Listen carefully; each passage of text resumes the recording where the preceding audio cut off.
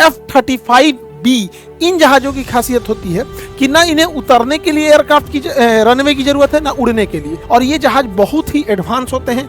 इनके पास एवियोनिक्स, इनका जो काउंटर रडार सिस्टम है, हर तरह की निगरानी करते रहते हैं। तो इसका हेलमेट कई करोड़ का आता है, 150-200 करोड़ का तो इसका हेलमेट ही आता है। दुनिया का सबसे महंगा हेलमेट है। इसको आगे स्क्रीन देखने की जरूरत नहीं है, सब इसी में मिल जाता है। यहाँ पे इसको भी ईरान मार के गिरा दिया और ये पूरी दुनिया में अमेरिका की सबसे बड़ी बेइज्जती होगी।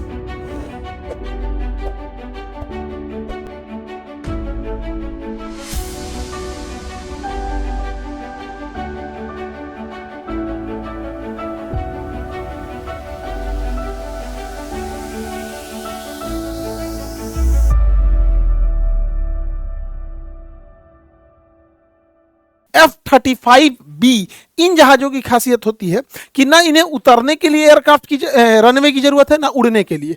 ये क्या करते हैं, वर्टिकल टेक ऑफ कर सकते हैं, खड़े खड़े उड़ जाते हैं, क्योंकि इनके ऊपर में ना इंजन होता है। देखिए अपर थ्रस्ट भी होता है और इनके नीचे इनका जो नोजल होता है, इन्हें ये मूव कर सकते हैं, सीधा भी रख सकते हैं अपने नोजल को और इससे अपने थ्रस्ट को बैलेंस कर सकते हैं। तो ये उतर भी जाता है वैसे ही, नीचे उतरेगा फिर यहाँ ले आके इसे खड़ा कर देंगे। तो रनवे की जरूरत ही नहीं है इन जहाजों को, F-35 जहाजों को। और ये जहाज बहुत ही एडवांस होते हैं। इनके पास एवियोनिक्स, इनका जो काउंटर रडार सिस्टम है, हर तरह की निगरानी करते रहते हैं। कई जहाजों में चढ़ने के लिए सीढ़ी की जरूरत होती है, इसके अंदर इनबिल्ट सीढ़ी होती है, इसको लगा के ये बंद कर देता है। इसका हेलमेट कई करोड़ का आता है, 150-200 करोड़ का तो इसका हेलमेट ही आता है।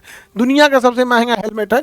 इसको आगे स्क्रीन देखने की जरूरत नहीं है, सब इसी में मिल जाता है यहाँ पे। और ये इसके अंदर का एवियोनिक सिस्टम है जिसपे ये हमला करता है। तो ये बहुत एडवांस है।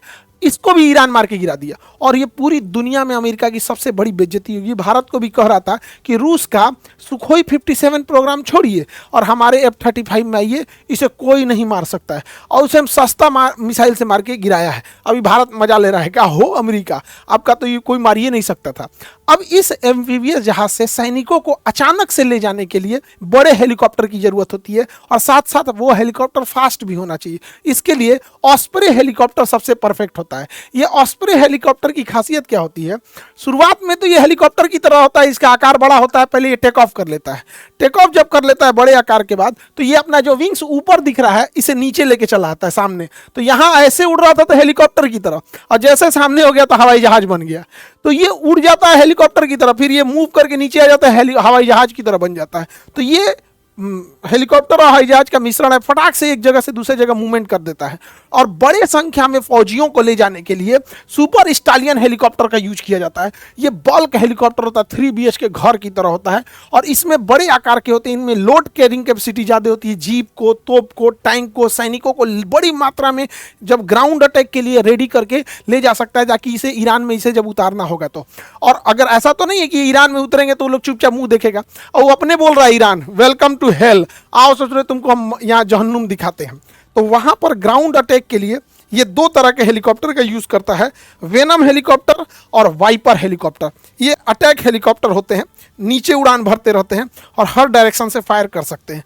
लेकिन इन लोग को पता नहीं है कि ईरान जो है वो ग्राउंड में जमीन के अंदर सुरंग खोद के रखा है। इनको नया वियतनाम बना देगा। अमेरिका वियतनाम में लड़े थे, 20 साल लड़ के भागे थे। अफगानिस्तान में भी लड़ के भागना ही पड़ा इन लोगों को। तो ये कितना काम आएगा इसको हम लोग देखना पड़ेगा। और इसी के अंदर ये टैंक्स होते हैं। ये हवरक्राफ्ट है, ये पानी में भी चल सकता है, जमीन पे भी चल सकता है। तो ये अपने ऊपर जीप, टैंक, तोप, बख्तरबंद गाड़ियां, ये सब ले आके ग्राउंड पे अटैक करते हैं। तो जमीन पे ये ग्राउंड पे अटैक करेंगे, ऊपर से हेलीकॉप्टर, वाइपर और वेनम इनको सुरक्षा दे रहे होते हैं और पैरेलल यहाँ हेलीकॉप्टर ड्रॉप कर रहे होते हैं। मशीनरीज वगैरह एक साथ ले आकर एक समुद्र का छोटा सा एरिया बीच का ये लोग पहले कब्जा कर लेते हैं, फिर धीरे धीरे धीरे धीरे करके आगे बढ़ रहे होते हैं। तो यही इन लोग का ग्राउंड अटैक का ये होता है।